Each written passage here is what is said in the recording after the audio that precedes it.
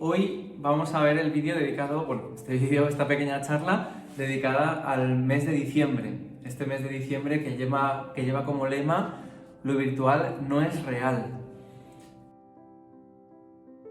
Me llamo Enrique Baviera, soy sacerdote desde hace cerca de 5 años y sirviendo en un pueblecito que se llama Agullent, un pueblecito que está cerca de Ontinyent, de Albaida, cerca de la provincia de Alicante. En mi caso, a pesar de haber crecido en una familia cristiana, donde mis padres me han transmitido la fe, donde he recibido el bautismo, he recibido la comunión, pues os comparto que más o menos cuando yo tenía unos 13, 14 años, todo el mundo de los videojuegos, todo el mundo del internet me fue absorbiendo. Yo era una persona que en el instituto, en el colegio, era más bien reservada, más bien tímida, y encontré enseguida en este mundo con mis amigos del patio, un lugar donde me sentía muy a gusto, donde me podía expresar con libertad, donde pasábamos el rato juntos, ¿no?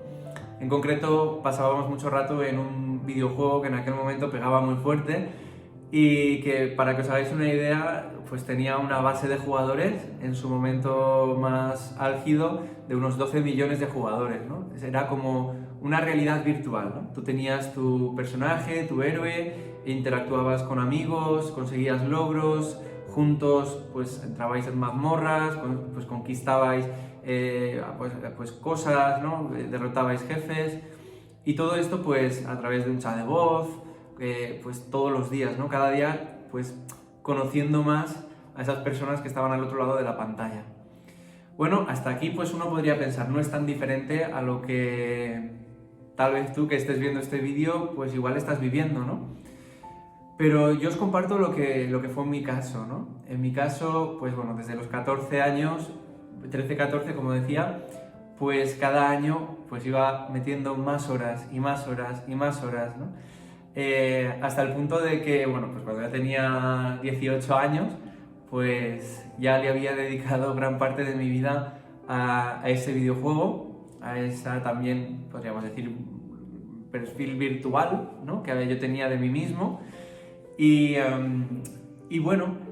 Yo ya cuando estaba con cerca de 18 años, me gustaba ir a concentraciones a nivel europeo de jugadores, había construido mi propio ordenador con mis ahorros, con mucho esfuerzo, me gustaba mucho la tecnología, y sobre todo, dentro de ese juego, dentro de ese mundo, estaba en los rankings, llegué a estar en un ranking de los 100 mejores de España, dentro de una de las categorías, y también conquistando algunos logros legendarios, que era una cosa muy difícil de conseguir.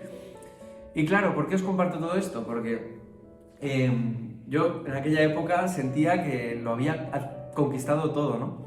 Para mí era encender la pantalla, encender el ordenador y abrirse un mundo donde enseguida me escribían varias personas para jugar juntos, para hablar, para pasar el rato, donde también estabas envuelto en una serie de logros, en una serie de reconocimientos, te veías una persona que más o menos dentro de ese mini mundo, que te gusta lo que ves, ¿no? Te sientes apreciado, te sientes valorado, te ves con muchos logros, con muchos triunfos. Pero hasta ahí, no pasaría nada si no fuera porque cuando apagas la pantalla, mi vida real, dejaba mucho que desear, ¿no? Hacía muchos años que no me esforzaba en los estudios, muchísimas discusiones en casa con mis padres, porque pasaba horas y horas y horas delante de la pantalla. Todo esto también empezó a afectar un poco a su matrimonio. Mi hermana, que tengo una hermana mayor que yo, también estaba sorprendida de cómo podía ser yo tan egoísta.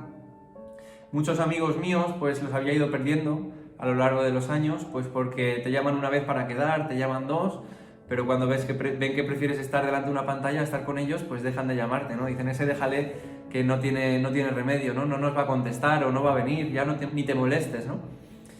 Y yo, sobre todo, interiormente no tenía ningún sueño, no tenía ninguna aspiración, no había ninguna carrera, no había ninguna meta en mi vida real que de verdad me motivase. Vivía por y para el videojuego, para absolutamente nada más, ¿no? De hecho, pues bueno, deseaba, ¿no? Poder dedicar a ese juego cuanto más tiempo mejor, como si fuera, pues bueno, como si fuera ese filón de oro en el que uno ha encontrado esa felicidad, ¿no? Que tanto ansiamos, que tanto anhelamos. Pero claro, como dice el título de esta charla, lo virtual no es real. Entonces, pues la vida al final pues te lleva por unos caminos. En mi caso, pues cuando llegué a la universidad, pues no empecé los estudios, pues ahí ya no había forma de tomármelos en serio. Pues empecé también mucho en la mentira con mis padres, diciéndole que todo iba bien, pues diciendo que habían unos resultados que realmente no estaban.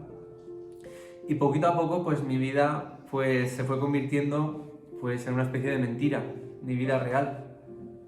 Hasta el punto, pues bueno, que llegó el momento de pedir de las notas, yo me negaba, intentaba ocultarlas, pero al final, bueno, mis padres vieron el resultado y se enfadaron mucho conmigo, con razón.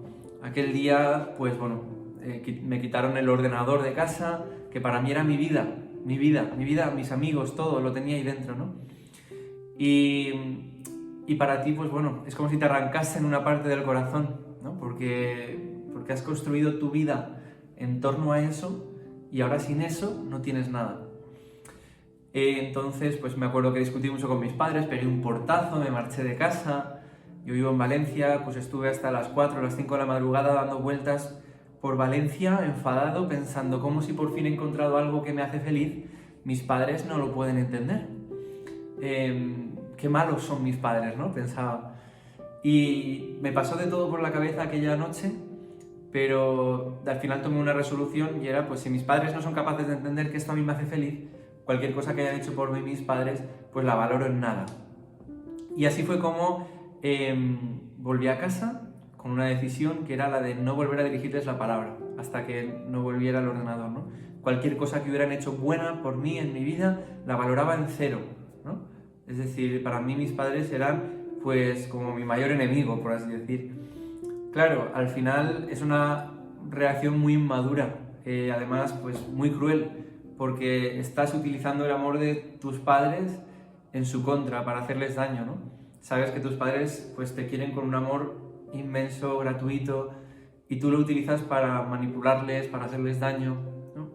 Pues bueno, pues yo estuve en casa así cerca de un mes, haciendo pues la vida en mi casa, pues bueno, pues os podéis imaginar, ¿no? Pues no muy agradable. Y en medio de este mes, bueno, esto es todo muy dramático todo, ¿vale? Pero en medio de este mes, ¿qué es lo que pasó? Pues en una comida familiar un primo mío se iba a confirmar y mi tío, que es mi padrino de bautismo, me insistió, oye, ¿cómo con 18 años todavía no te has confirmado? ¿A qué esperas? Y yo pensé, pues bueno, mira, me lo dice mi tío, es alguien que me aprecia, tampoco me insistía, no tienes nada que perder. Entonces, y digo, pues es verdad, no tengo nada que perder. Y pues sin decirle nada a mis padres, pues no quería darles esa satisfacción, ¿no? Pero me fui a la parroquia cerca de mi casa, le pregunté allí a la gente que vi, oye, para confirmarme, ¿qué tendría que hacer?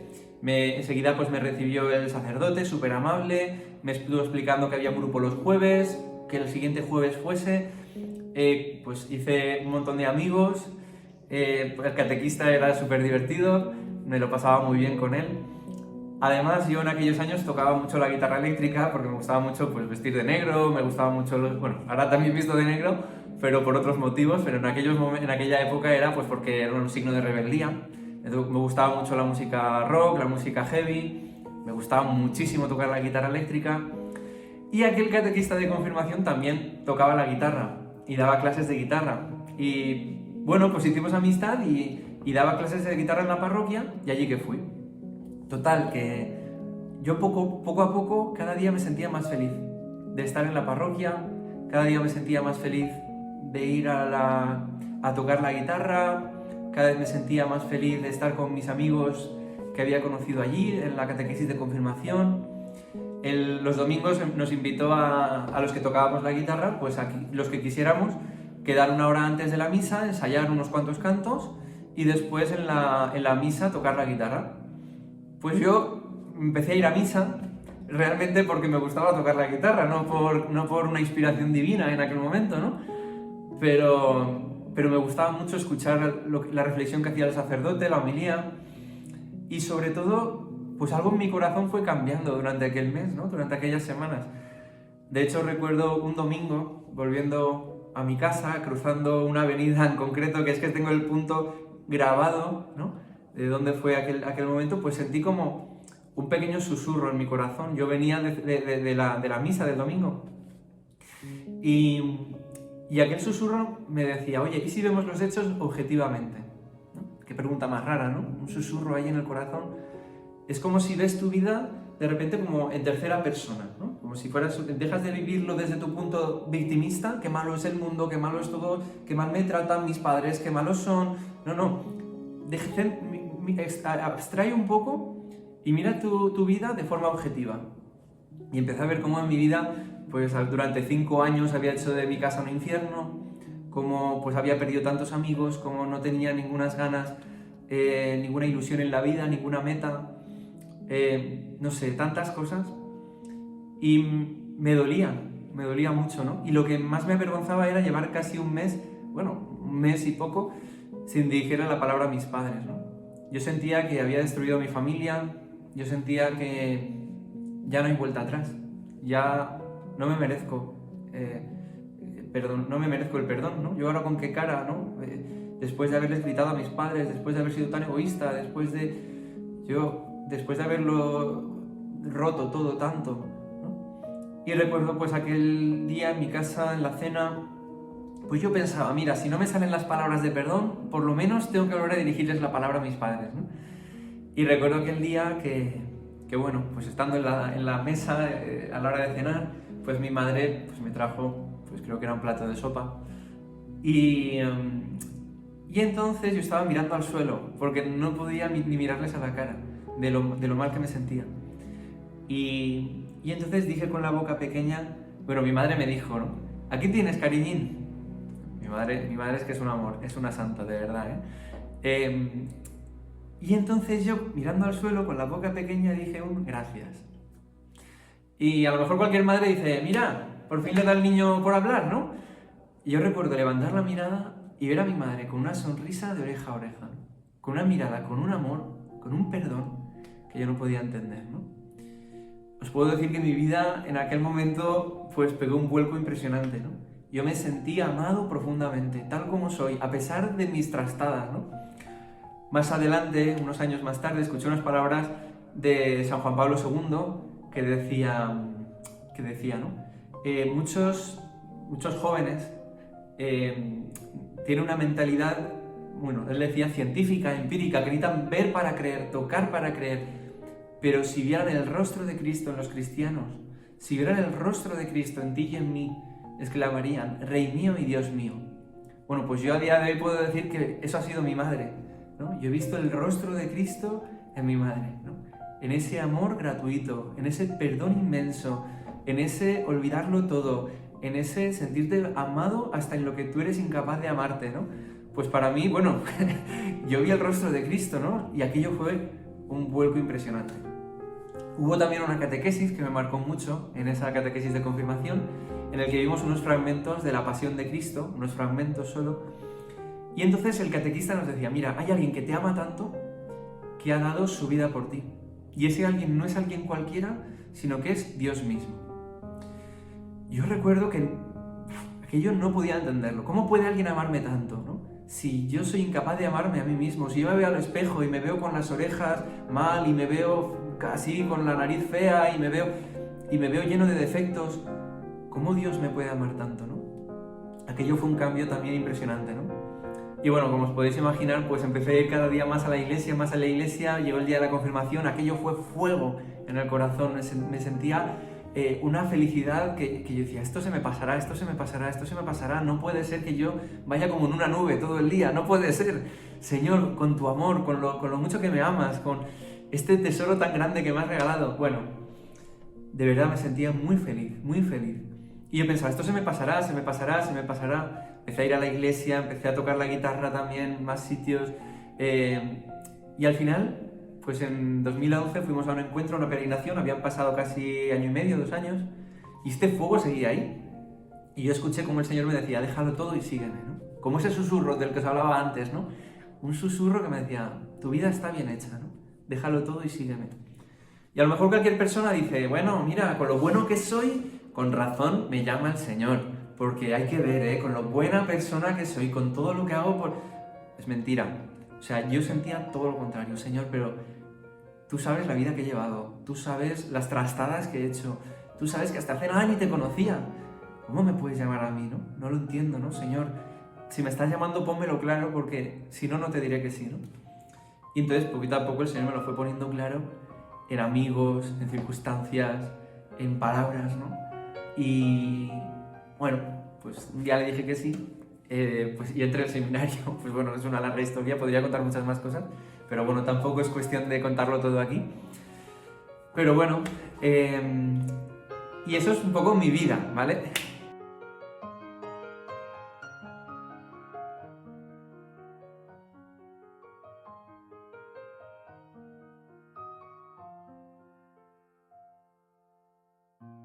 Ahora, ¿qué lecturas hago yo de esto, no?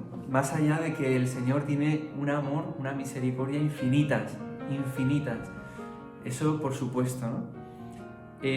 La lectura principal que yo hago de esto es que al final, mira, la vida que yo creía que valía tanto, esa vida exitosa, virtual que yo creía tener, realmente tiene un precio. Y un precio que supone muchas veces pues una desconexión con tu vida real, ¿no? Con personas que tienes a tu lado, ¿no? ¿Cuántas veces pues, esa imagen, ¿no? Que creo que además tenéis una imagen también que representa esto, ¿no? En la agenda. Esa imagen de ver un grupo de amigos sentados en un parque, en un sitio, en unas escaleras, y cada uno con su móvil, ¿no? Bueno, pues esa imagen, ¿no? El precio de ese mundo virtual, ¿no? Muchas veces es una desconexión tremenda con quien tienes al lado, ¿no? ¿Cuántas horas invertimos, o más que invertimos, perdemos en una red social? ¿Cuántas horas perdemos en un mundo virtual? ¿Cuántas horas perdemos en tantísimos sitios? Y tienes a tus padres al lado, tienes a tus amigos, puedes hacer 1000 cosas, puedes de verdad llevar una vida pues con pasión, ¿no? Pues dedicándole tiempo, como me sucedía a mí entonces cuando me dejé los videojuegos, a la guitarra, a tocar un instrumento, a trabajar en realmente, dedicar esas horas en construir tu vida real. Fíjate un ejemplo. Yo en ese videojuego que jugaba existían las profesiones. Tú podías elegir 2 profesiones y tardabas bastante tiempo, ¿no? en construyendo objetos, ibas evolucionando la habilidad. Al final, cuanta más habilidad podías construir cosas más elaboradas. Total, que yo cuando acabé, poquito antes de borrar mi cuenta, porque la borré, siendo una cosa que tenía un valor impresionante, la borré, hice un ejercicio que era ver las horas jugadas, ¿no? Y vi que en 4 años yo había dedicado a ese juego, me salían unos 290 días de juego solo en un personaje, y tenía 10, ¿no? Y todos al nivel máximo, ¿no? Es decir, yo en 4 años había dedicado cerca de un tercio, entre una cuarta parte y un tercio de mi vida a estar delante de una pantalla. ¿Yo qué hubiese pasado si esas horas las hubiese invertido en cosas que realmente valen la pena, ¿no? Es decir, en dedicar tiempo a hacer deporte, en dedicar tiempo a estar con mis amigos haciendo pues un deporte sano, jugando a fútbol, qué sé yo, ¿no? O estudiando, ¿no? O habiéndome tomado mi vida un poquito más en serio. Pues imagínate, ¿no? Es algo impresionante. Y eso es algo que se me quedó muy grabado. A partir de ahora quiero invertir estas horas de mi vida en cosas que realmente valgan la pena. No necesariamente tiene que ser rezar, que también, pero mirad, yo cuando me dejé el mundo de los videojuegos, pues me encantaba, pues me empecé a enganchar a un montón de hobbies. Me encantaba tocar la guitarra, por supuesto, eso venía de antes. Empecé a aprender otros instrumentos, Empecé también, me apunté a un torneo de la parroquia que jugábamos a fútbol sala. Al principio era malísimo, después que ya pues me defendía bastante como portero. Empecé a salir en bici con los amigos. Bueno, y como esto, pues muchas más cosas, ¿no? También me gustaba mucho el tema de la programación, pues bueno, de los drones, también me gustaba bastante. Bueno, pues mil palos, mil cosas. Durante un tiempo, un año casi, con un chico de la parroquia me estuvo enseñando también pues ilusionismo, trucos de magia, además magia con mensaje, que estuve haciendo durante algún tiempo en campamentos. Un grupo juvenil en los scouts también, en los juniors, en las parroquias, preparando actividades, haciendo mil cosas.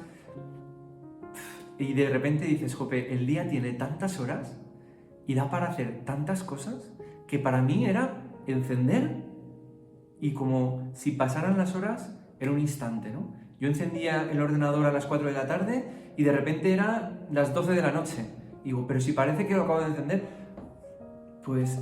Y cuando sales de ese mundo, descubres una vida nueva. Descubres que el día tiene 24 horas, que da para mucho, y una conclusión, ¿no? Con la que también quiero acabar, y es que la felicidad no tiene comparación, ¿no? Esa felicidad que yo pensaba que estaba en la cresta de la ola, que todo el mundo me escribía, que todo el mundo me reconocía, que aparecía en los rankings, en el mundo competitivo, eso no vale nada, no vale nada. Pero la vida que yo he descubierto, sobre todo pues en el encuentro con Cristo y en el encuentro con los hermanos y viviendo la vida real, ¿no? Con las personas reales, pasando tiempo de calidad con mi familia, con mis amigos.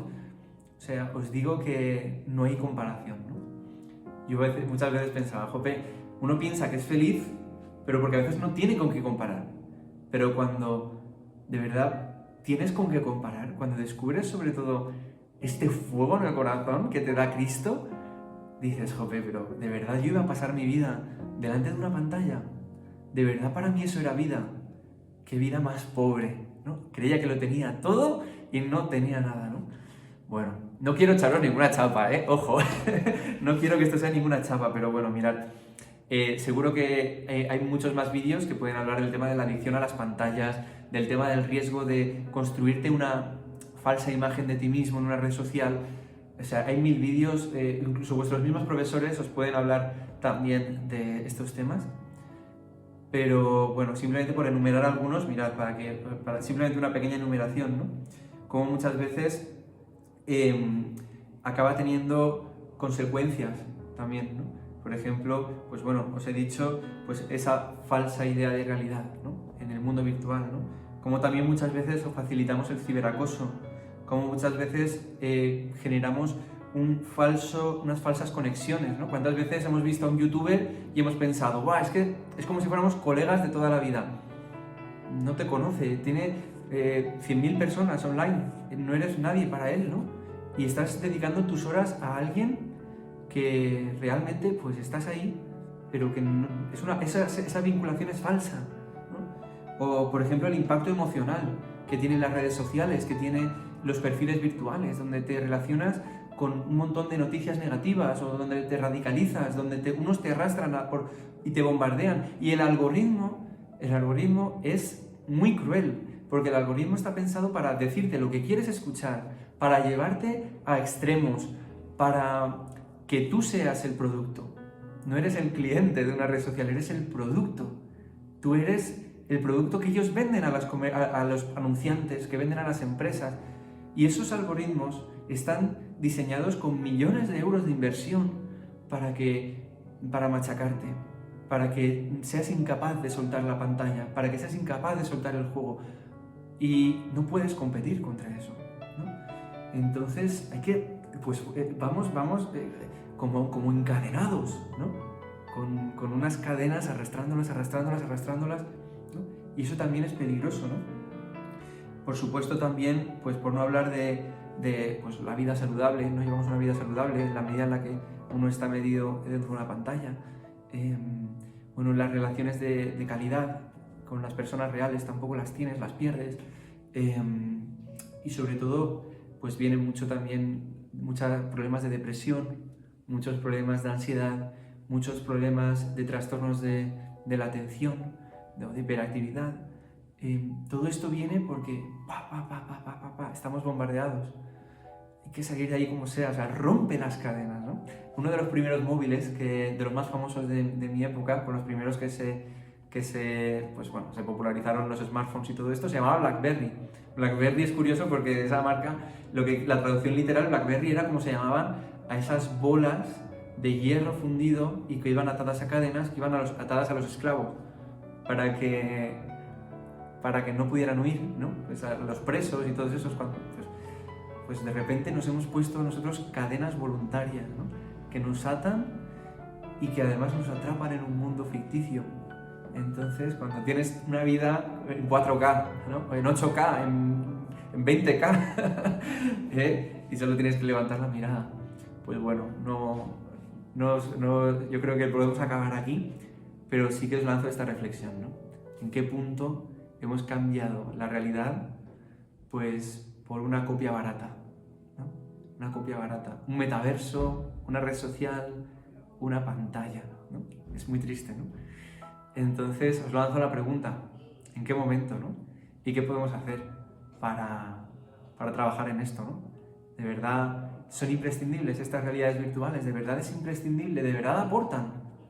Bueno, os lanzo la pregunta. Gracias por escucharme y bueno, pues sobre todo que descubramos que Dios nos ha hecho, pues bueno, a imagen suya, ¿no? Nos ha regalado una creación preciosa y nosotros estamos mirándonos el ombligo y mirando una pantalla. Oye, pues de ahí hay que salir. Gracias por escucharme.